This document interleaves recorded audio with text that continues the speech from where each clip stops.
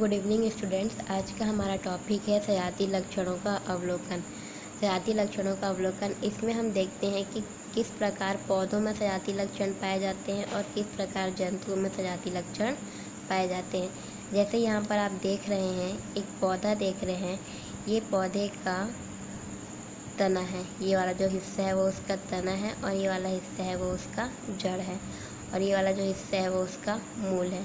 यहाँ पर एक पौधा देख रहे हैं, इस पौधे में ये प्रतान देख रहे हैं। यहाँ पर ये आलू का देख रहे हैं, आलू में कलिका, तना और ये नींबू में हम कांटा देख रहे हैं। तो इन तीनों चित्रों को देखने से हमें ये पता चलता है कि प्रतान कहाँ पर होता है आपके। प्रतान कहने का मतलब कद्दू या झुमक लता।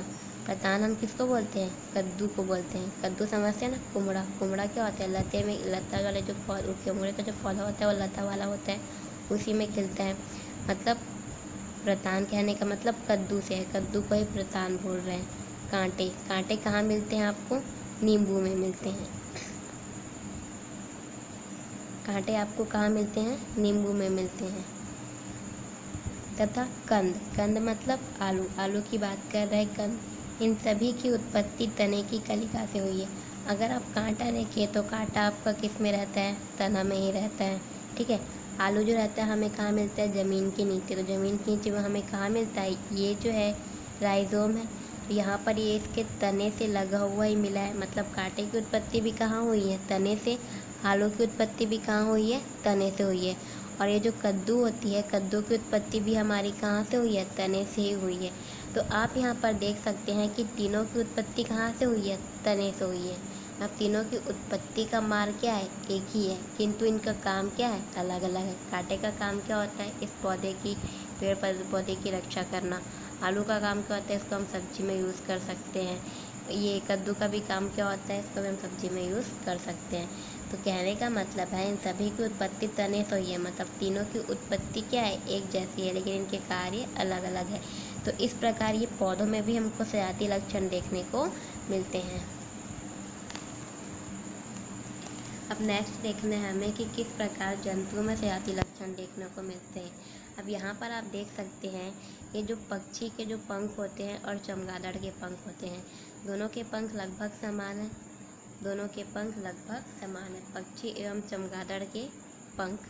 नेक्स्ट हम देख सकते हैं डॉल्फिन व सील के पंख। ये डॉल्फिन के पंख हैं और ये सील के पंख हैं। नेक्स्ट भेड़ और कुत्ते की अगली टांग। भेड़ और कुत्ते की अगली टांग कहने का मतलब आगे वाली टांग के बारे में बात कर रहे हैं। एवं मनुष्य व छछूंदर के अग्रपाद। मनुष्य एवं छछूंदर के अग्रपाद मतलब सामने के पैर। छछूंदर के तो सामने के पैर होते हैं, मनुष्य के सामने के पैर मतलब हाथ की बात कर रहे हैं। ये सभी उत्पत्ति व रचना की दृष्टि से समानता प्रदर्शित करते हैं। अब यहाँ पर आप देखोगे तो यहाँ पर लगभग इनका जो पंख है, इन दोनों की उत्पत्ति लगभग समान दिखाई देती है। आकार में अलग अलग है, लेकिन इन दोनों की उत्पत्ति हमें क्या होती है? लगभग समान दिखाई देती है। यहाँ पर हम डॉल्फिन की बात करते हैं और सील की बात करते हैं, तो इन दोनों की उत्पत्ति भी हमें समान दिखाई देती है। यहाँ पर भी देखते हैं तो इन दोनों, इनकी आकार आकृति में भी क्या होती है? समानता दिखाई देती है। वैसे सुंदर का अग्रपाद है, मनुष्य का अग्रपाद है, इन दोनों में भी हमें क्या होती है? समानता दिखाई देती है। अब यहाँ पर इनकी अग्र टांगों की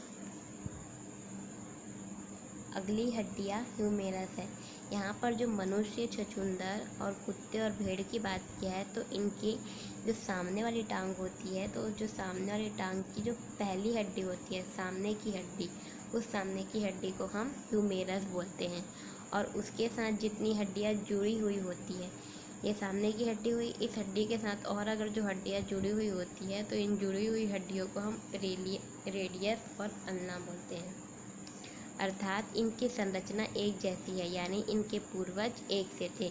क्या इन सभी के कार्य एक हैं? यदि नहीं तो ऐसा क्यों हुआ? यहाँ पर हम देख सकते हैं कि ये तो हो गया भाई कि ये सभी की संरचना लगभग एक जैसी है। सभी की संरचना लगभग एक जैसी है। चूँकि जिनकी संरचना एक जैसी होती है, तो कहने का मतलब इनके पूर्वज भी लगभग एक जैसे ही होंगे। तो इनके पूर्वज एक जैसे थे और इनके कार्य क्या है? अलग अलग है। इनके कार्य अलग अलग है, इसीलिए हम इन्हें क्या बोलेंगे? सजाती लक्षण बोलेंगे। अब यहाँ पर कुछ अन्य लक्षण देखते हैं। कुछ अन्य लक्षण जैसे तितलियों एवं पक्षियों के कार्य समान है। तितली और पक्षी, तितली की बात करें उसका भी काम है उड़ना, पक्षी की बात करें उसका भी काम है उड़ना, पर उनकी उत्पत्ति एक समान नहीं है। उनकी उत्पत्ति एक समान इसलिए नहीं है क्योंकि एक तरफ जहाँ पक्षी का एक पंख उसके अग्र टांग से बना होता है, पक्षी का जो एक पंख होता है वो उसके सामने वाले टांग से बना होता है, सामने के पैर से बना होता है। वहीं तितलियों का पंख उनकी टांग से नहीं बल्कि मुख्य रूप से त्वचा से बना होता है। अगर पक्षी की टांग की बात करें तो पक्षी की पंख की बात करें तो पक्षी का पंख जो होता है उसके सामने वाले पैर से बना होता है, लेकिन तितली का पंख किससे बना होता है? त्वचा से बना होता है। मतलब इन दोनों की उत्पत्ति क्या हो गई? अलग अलग। तो दोनों के पूर्वज क्या है? अलग अलग है, लेकिन इनका काम क्या है? एक जैसा है, क्योंकि दोनों का काम है उड़ना। तो इस प्रकार के लक्षणों को हम समवृत्ति लक्षण कहते हैं। ठीक है, जो कि यह दर्शाता है कि इनके पूर्वज अलग अलग थे। अर्थात सजाति लक्षण ऐसे लक्षण हैं जिनकी उत्पत्ति एक जैसी है किंतु कार्य अलग अलग होते हैं, और समवृत्ति लक्षण ऐसे लक्षण होते हैं जिनकी उत्पत्ति अलग अलग है और कार्य एक जैसे होते हैं। नेक्स्ट हमें देखना है चयन और विकास। बीगल का सफ़र खत्म होते ही डार्विन इंग्लैंड लौटकर अपने अध्ययन का विवरण करने लगे। उनके दिमाग में उन दिनों चल रहे कृत्रिम चयन यानी मनुष्य द्वारा अपनी इच्छा अनुसार लक्षणों का चयन कर जानवरों और पौधे की अलग अलग प्रजाति तैयार किए जाने की बात थी। जब बीगल का सफ़र खत्म हुआ, जहाज़ से जब सफ़र करके डार्विन इंग्लैंड लौटे तो उन्होंने जो जो अध्ययन किया था, जो जो तथ्य प्राप्त किए थे, उन सब का विवरण तैयार करने लगे। मतलब उन सब के बारे में प्रमाण जुटाने लगे, उनका लेख तैयार करने लगे। लेकिन उन दिनों उनके दिमाग में एक और क्वेश्चन था कि ये कृत्रिम चयन क्या होता है, मतलब ये कृत्रिम चयन क्या चीज़ है। तो अब हम देख लेते हैं कि कृत्रिम चयन क्या होता है। कृत्रिम चयन का मतलब है मनुष्य अपनी इच्छा के अनुसार लक्षणों का चयन कर जानवर और पौधे की अलग अलग प्रजाति तैयार किए जाने की बात थी। कृत्रिम चयन वो होता है मनुष्य अपने अनुसार कोई भी पौधे, दो या दो से अधिक पौधे के लक्षणों को चुनकर एक नई प्रजाति तैयार करता है पौधे की, या फिर दो जंतुओं को हम चुनकर उनके दो जंतुओं के लक्षणों को चुनकर एक नई प्रजाति तैयार करते हैं। जैसे हम गुलाब की बात करते हैं तो सफ़ेद रंग का गुलाब और लाल रंग का गुलाब, ये प्राकृतिक गुलाब है।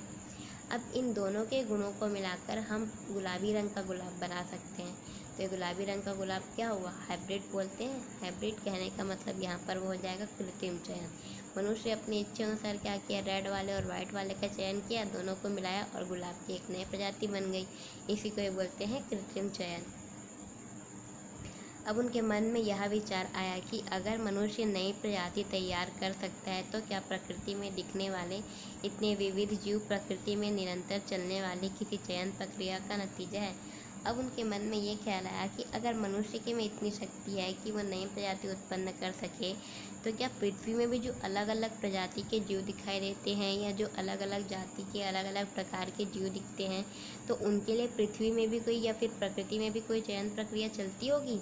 मतलब प्रकृति भी क्या कोई दो अलग अलग लक्षणों वाले जंतुओं को मिलाकर एक नया लक्षण वाला प्रजाति या जंतु बनाती होगी। तो इस प्रकार ये सब चीज़ें भी उनके मन में चल रही थी। डार्विन ने इसी के आधार पर सुझाया कि प्राकृतिक चयन यानी प्रकृति में स्वतः चलने वाली चयन की प्रक्रिया से दुनिया के अधिकांश जीवों की उत्पत्ति हुई है। तो डार्विन ने यह कहा कि जिस प्रकार मनुष्य अलग अलग प्रजाति के जीवों के कुछ लक्षणों को चुनकर एक अलग नया प्रजाति का जीव बना सकता है, उसी प्रकार प्रकृति में भी जो अलग अलग प्रकार के जीव हमें दिखाई देते हैं, तो वो प्रकृति में स्वतः ही चलने वाली चयन प्रक्रिया के फलस्वरूप दिखाई देते हैं। मतलब प्रकृति ही दो नए जीव या फिर दो से अधिक जीवों को संकरित करके, हाइब्रिड करके उनके लक्षणों को मिलाकर एक नए प्रजाति का जीव बनाती है। इसी वजह से दुनिया के अधिकांश जीवों की उत्पत्ति हुई है। मतलब प्रकृति में जो चयन की प्रक्रिया है वो स्वतः ही चलती रहती है, इसीलिए नए जीवों की उत्पत्ति हुई है। यहाँ पर नेक्स्ट हमें देखना है। अब यहाँ पर नेक्स्ट एक क्रियाकलाप देखते हैं। ये आपको मूली का खेत दिया है। इस मूली के खेत में बाढ़ आ गया तो कुछ पौधे बह गए, अब बचे कुछ मूली के पौधे। तो आप यहाँ पर ये बताइए कि ये किस प्रकार का चयन है? क्या ये प्राकृतिक है या ये कृत्रिम चयन है? ये प्राकृतिक चयन है। प्राकृतिक चयन इसलिए क्योंकि बाढ़ आपकी एक प्राकृतिक आपदा होती है, जिसकी वजह से कुछ पौधे तो बह गए, लेकिन जो बचे वो क्या हुआ, प्रकृति द्वारा चुने गए पौधे हैं। तो इस प्रकार प्रकृति स्वतः ही अपनी चयन प्रक्रिया जारी रखती है। अब यहाँ पर एक और एग्जाम्पल हम देख सकते हैं। सरसों की प्रजातियों के बारे में बताया गया है। ये सरसों है, नवलगोल हम सभी जानते हैं, मूली भी सभी जानते हैं, ब्रोकली भी जानते हैं। ब्रोकली फूल गोभी जैसे रहता है। फूल गोभी हमने देखे ना, फूल गोभी का फूल वाइट वाइट रहता है, वैसे ही ब्रोकली का फूल ग्रीन ग्रीन रहता है।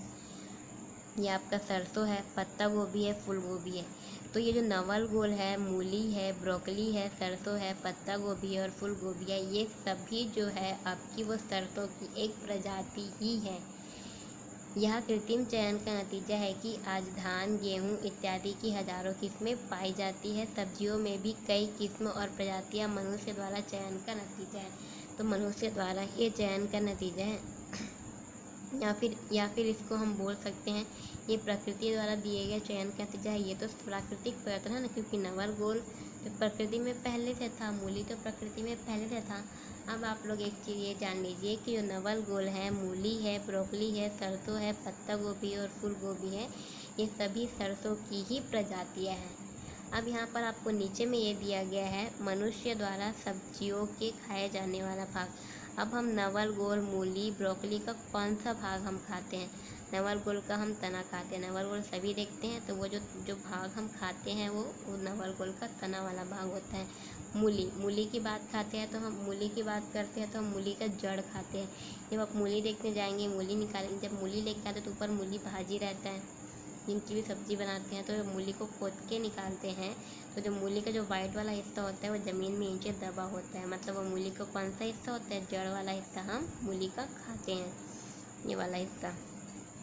ब्रोकली की पुष्प कलिका एवं तना। अगर फूल गोभी आपने देखा होगा तो फूल गोभी का नाम क्यों है? क्योंकि वो फूल ही है। तो वैसे ही ब्रोकली का हम कौन सा हिस्सा खाते हैं? पुष्प वाला हिस्सा खाते हैं। सरसों का कौन सा हिस्सा खाते हैं? पार्श्व पर्ण कलिका। पार्श्व पर्ण कलिका मतलब जो ऊपर का जो कलिकाएँ होती है, शुरू की छोटी छोटी कणिकाएँ होती है, उसी को हम खाते हैं। पत्ता गोभी का कौन सा हिस्सा खाते हैं? पर्ण कलिका। पर्ण मतलब पत्ते, जो फूल होते हैं उस फूल के तो पत्ते होते हैं, उसका हम हिस्सा खाते हैं। फूल गोभी की बात करें तो फूल गोभी का जो पौधा होता है, जो वृक्ष होता है, उसका फूल वाला हिस्सा हम खाते हैं। तो यहाँ पर ये जो सभी आपको जो दिए हुए हैं, ये सभी सरसों के आपके किस्म हैं या फिर ये आपकी सरसों की प्रजाति है। तो ये आपका कौन सा चयन है? प्राकृतिक चयन है। डार्विन ने बीगल यात्रा के लगभग 20 साल बाद डार्विन के बीगल यात्रा के लगभग 20 साल बाद एक और वैज्ञानिक इंग्लैंड से अमेरिका तथा एशियाई द्वीपों तक बीगल जैसी खोजी यात्रा में निकले। यह अल्फ्रेड रसेल वेलेस थे। जैसे डार्विन ने बीगल यात्रा की थी, वैसे ही उसके 20 साल बाद जो अल्फ्रेड रसेल वैज्ञानिक थे, उन्होंने इंग्लैंड से लेकर अमेरिका और अमेरिका से दक्षिण एशियाई द्वीपों तक बीगल जैसे ही खोजी यात्रा में निकले। उन्होंने भी ऐसी डार्विन की जैसी यात्रा की। मुख्य रूप से तितलियों और कुछ स्तनधारी जीवों का अध्ययन किया। उन्होंने तितलियों का अध्ययन किया और कुछ स्तनधारी जीव जंतुओं का अध्ययन किया और डार्विन जैसे निष्कर्ष पर पहुँचे और सुझाया कि प्रजातियाँ पूर्ववर्ती प्रजातियों से उत्पन्न होती है। और डार्विन की तरह वो भी निष्कर्ष पर पहुँचते और उन्होंने ये बोला कि जो अभी की प्रजातियाँ हैं वो पहले की प्रजातियों से ही उत्पन्न हुई है। तो इस प्रकार आज की क्लास के लिए बस इतना ही। नेक्स्ट क्लास में हम देखेंगे कि विकास का सिद्धांत क्या है। डार्विन और वेलेस ने मिलकर विकास के कौन कौन से सिद्धांत दिए हैं।